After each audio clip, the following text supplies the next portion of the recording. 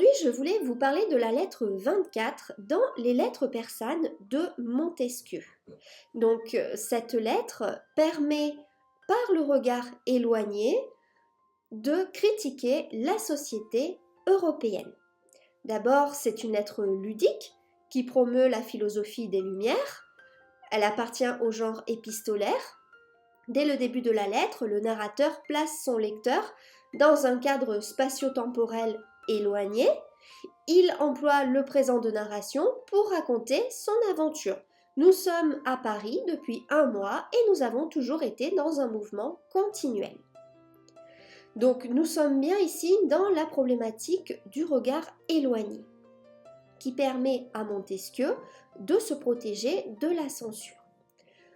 Le narrateur porte un regard étranger sur la France, il compare la ville de Paris à sa ville natale, il utilise l'ironie pour souligner la hauteur des maisons françaises. Paris est aussi grand qu'Ispahan, les maisons y sont si hautes qu'on jugerait qu'elles ne sont habitées que par des astrologues.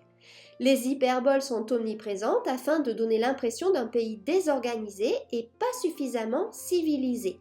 Un homme qui vient après moi et qui me passe me fait faire un demi-tour, et un autre qui me croise de l'autre côté me remet soudain où le premier m'avait pris. Il intègre aussi la tradition persane à travers les sciences, puisque les Persans sont plus avancés dans le domaine scientifique que les Européens à cette époque, ce qui donne une autre occasion de se moquer des Français. De plus, le persan est surpris par la surpopulation parisienne et la mauvaise organisation de la ville. Tu juges bien qu'une ville bâtie en l'air qui a 6 ou 7 maisons les unes sur les autres est extrêmement peuplée et que quand tout le monde est descendu dans la rue, il s'y fait un bel embarras. Le persan porte un regard étranger et surpris sur le mode de vie accéléré des Parisiens en contraste avec la ville d'Ispahan. Il n'y a pas de gens au monde qui tirent mieux parti de leur machine que les Français. Ils courent, ils volent. Les voitures lentes d'Asie, le pas réglé de nos chameaux, les feraient tomber en syncope. Enfin, le persan étant étranger, il s'est résigné à accepter le comportement des Français qu'il juge moins civilisé que celui de son propre peuple. Il en fait tout de même la comparaison. Pour moi, qui ne suis point faite à ce train et qui vais souvent à pied sans changer d'allure, j'enrage quelquefois comme un chrétien. Car encore passe qu'on m'éclabousse depuis les pieds jusqu'à la tête, mais je ne puis pardonner les coups de coude que je reçois régulièrement et périodiquement. Or, un chrétien ne devrait jamais s'énerver. L'ironie du narrateur a une grande importance dans cette lettre. Les deux persans sont certes bien logés, mais il leur manque toutefois le nécessaire, ce qui insiste sur la pauvreté du peuple français par comparaison avec le peuple persan. Il faut bien des affaires avant qu'on soit logé, qu'on ait trouvé les gens à qui on est adressé et qu'on se soit pourvu des choses nécessaires qui manquent tout à la fois. Ensuite, le narrateur souligne le manque d'hygiène dans les rues de Paris, ce qui explique que personne ne sort à pied. Les Parisiens se font transporter à l'aide d'un carrosse ou d'un cheval. Tu ne le croirais pas peut-être, depuis un mois que je suis ici, je n'y ai encore vu marcher personne. Le narrateur utilise l'ironie pour souligner le manque d'égard des Parisiens qui le bousculent dans la rue.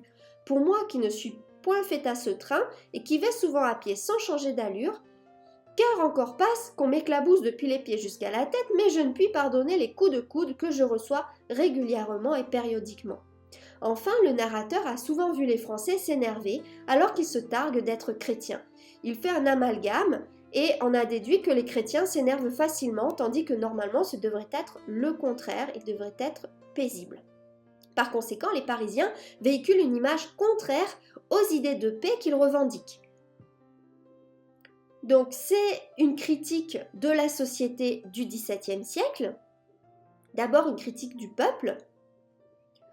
Le persan est étonné par la complexité des mœurs européennes et plus précisément françaises. Ne crois pas que je puisse, quant à présent, te parler à fond des mœurs et des coutumes européennes. Je n'en ai moi-même qu'une légère idée, et je n'ai eu à peine que le temps de m'étonner. De plus, le persan dresse une critique du peuple parisien en lui donnant un aspect animalier avec la référence à la basse-cour, donc c'est-à-dire les poules. Un homme qui vient après moi et qui me passe me fait faire un demi-tour, et un autre qui me croise de l'autre côté me remet soudain où le premier m'avait pris. Et je n'ai pas fait 100 pas que je suis plus brisée que si j'avais fait 10 lieues. Cette lettre porte aussi une critique de la cour et de la religion. Le roi de France est le plus puissant prince de l'Europe, donc c'est un faux éloge ici. Il n'a point de mine d'or comme le roi d'Espagne son voisin, mais il a plus de richesses que lui, parce qu'il les tire de la vanité de ses sujets, plus inépuisables que les mines. On lui a vu entreprendre ou soutenir de grandes guerres, n'ayant d'autre fonds que des titres d'honneur à vendre, et par un prodige de l'orgueil humain, ses troupes se trouvaient payées, ses places munies et ses flottes équipées. Le persan fait la critique de l'administration et de la cour de Louis XIV, notamment avec l'achat des charges de noblesse et la guerre constante contre la Prusse. Il critique ainsi le mode de remplissage des caisses de l'État, mais suggère aussi que la noblesse ne devrait pas être à vendre. Le roi, comme ses sujets, sont donc bouffis d'orgueil et dépourvus de tout sens de l'honneur. Les Persans sont également surpris par l'usage qui est fait du billet de banque qui entraîne un risque d'inflation. D'ailleurs, ce roi est un grand magicien. Il exerce son empire sur l'esprit même de ses sujets. Il les fait penser comme il veut.